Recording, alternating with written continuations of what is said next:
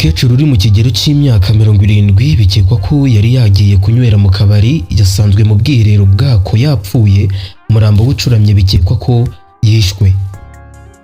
Amakuru dukesha ikinyamakuru Umuseke avuga ko nyakwigendera yasanzwe mu bwiherero bw'akabari k'Ikigage gaherereye mu mudugudu wa Rukari mu kagari ka Rwesero mu murenge wa Busasamana mu karere ka Nyanza mu ntara y'Amajyepfo. Umwe mu bakurikiranye aya makuru yavuze ko bamenye inkuru mbi ahagana saa 5 z'igicuku tariki ya 5 Gushyingo 2025, mbese ni mu ijoro ryakeye. Bagezeyo basanga yapfuye, ariko uko bigaragara umurambo we ucuritse, bityo bikekwa ko ubwo bwiherero yabujugunywemo.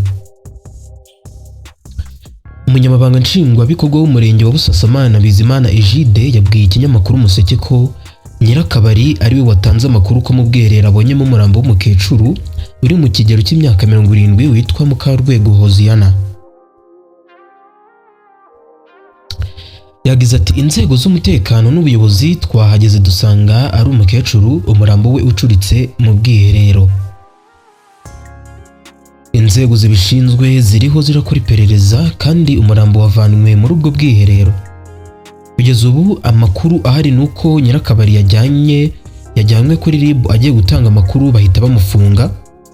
Nyakwigendera yanywereye muri ako kabari tariki ya 4 z'Ugushyingo 2025, ari nabwo abaturanyi be bamuherukaga.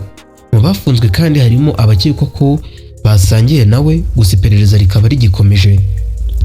Mu nyumvire ibintu bisigaye byarateye mw'abantu mwe.